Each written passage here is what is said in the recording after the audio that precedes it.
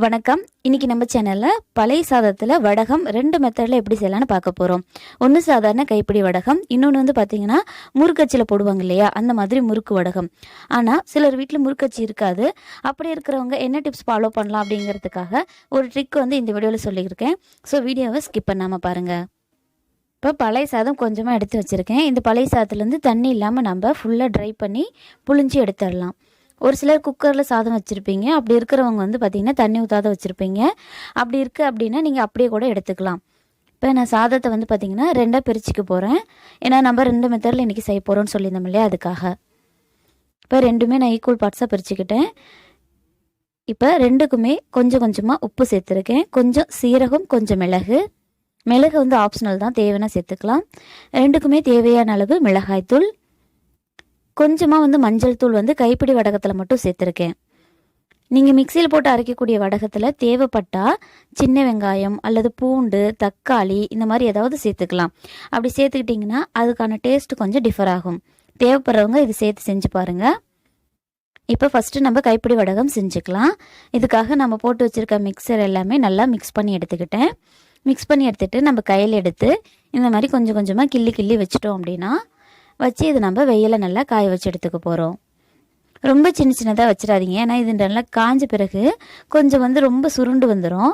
அப்படி சுருண்டி வரும்போது பார்த்திங்கன்னா ரொம்ப சின்னதாக இருந்துச்சுன்னா நம்மளுக்கு அவ்வளோ டேஸ்ட் கிடைக்காது. அதனால் ஓரளவு சைஸில் இருக்கிற மாதிரி நம்ம இந்த மாதிரி எல்லாத்தையும் கிள்ளி காய வச்சிடலாம். இப்போ இது ரெடி ஆகிடுச்சு. அடுத்து மிக்ஸி ஜார்லேயும் போட்டு நான் அரைச்சிட்டு வந்துட்டேன். இது வந்து பார்த்திங்கன்னா முறுக்கச்சியில் போட்டு நம்ம முறுக்கு புளியிற மாதிரியும் எடுத்துக்கலாம். அதுக்கு பதிலாக இந்த ட்ரிக் வந்து நீங்கள் முறுக்கச்சி இல்லாதவங்க ட்ரை பண்ணுங்கள். இந்த மாதிரி இருக்கக்கூடிய ஒரு பாலித்தீன் கவரில் நம்ம அரைச்சி வச்சுருக்கக்கூடிய இந்த வடகம் மிக்ஸை வந்து சேர்த்துக்கலாம். இப்போ தக்காளி சேர்த்தோம்னா தக்காளி வடகம், பூண்டு சேர்த்தா பூண்டு வடகம், அந்த மாதிரி டேஸ்ட்டு கொடுக்கும். அதுக்காக தான் நான் அதுவும் சொல்லியிருந்தேன். தேவைப்படுறவங்க அந்த டேஸ்ட்டு பிடிக்குங்கிறவங்க சேர்த்து கூட அரைச்சிக்கோங்க. இப்போ பாருங்கள், பாலித்தீன் கவரில் எஜ்ஜில் மட்டும் கொஞ்சம் சின்னதாக ஓட்டை போட்டிருக்கேன். இது ரொம்ப மெல்லிசாக விடக்கூடாதுங்க, கொஞ்சம் தடிமனாக விடணும். ஏன்னா காஞ்ச பிறகு அப்போ தான் அது வந்து பார்த்திங்கன்னா நம்மளுக்கு ஓரளவு பொரித்து சாப்பிட்றக்கூடிய சைஸில் கிடைக்கும். அதனால் பார்த்திங்கன்னா நான் ரொம்ப கொஞ்சம் தடிமனாக தான் விட்டுட்ருப்பேன். கொஞ்சம் மெல்லிசாக விட்டிங்க அப்படின்னா அது வந்து காஞ்ச பின்னாடி ரொம்ப சின்னதாக போயிடும். நமக்கு வாய்க்கே வராது, பொரித்து எடுக்கிறதுக்கே ரொம்ப சின்னதாக இருக்கும். அதனால் ஓரளவு தடிமனாக வர அளவு நீங்கள் அரைச்சி எடுத்துக்கலாம். இந்த மாதிரி மிளகு வந்து அப்பப்போ நம்மளுக்கு கிராஸ் பண்ணது அப்படின்னா மிளகு போடாத கூட செஞ்சுக்கலாம். இப்போ இதே மாதிரி நம்ம எல்லாத்தையும் வந்து இந்த பிளேட்டில் வந்து போட்டு எடுத்துக்கலாம். முறுக்கச்சி இல்லாதவங்க இந்த மாதிரி ட்ரை பண்ணி பாருங்கள். இப்போ இது ஃபுல்லாக வந்து போட்டாச்சுங்க. இந்த மாதிரி நம்ம செய்யும் போது இது சீக்கிரம் காஞ்சிரும். நம்மளுக்கு ஒரே நாள்லேயே கூட நல்லா வெயில் அடிக்க அப்படின்னா இது நல்லா காஞ்சிரும். நம்ம ரவுண்டாக போட்டது வந்து காய லேட் ஆகும். ஸோ இது நல்லா நான் இப்போ 2 நாள் வந்து காய வச்சு எடுத்திருக்கேன். இதுவும் நல்லா காஞ்சிருச்சு.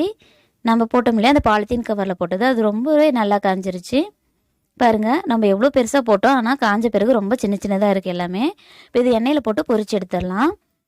ரொம்ப சீக்கிரமாக இது வந்து பொரிஞ்சு வந்துடுங்க. அப்பளம் மாதிரி எப்படி அப்பளம் போட்ட உடனே அது நல்லா படப்படன்னு பொரியுதோ அந்த மாதிரி இது உடனே இது வந்து பார்த்திங்கன்னா பொரிஞ்சு வந்துடும்.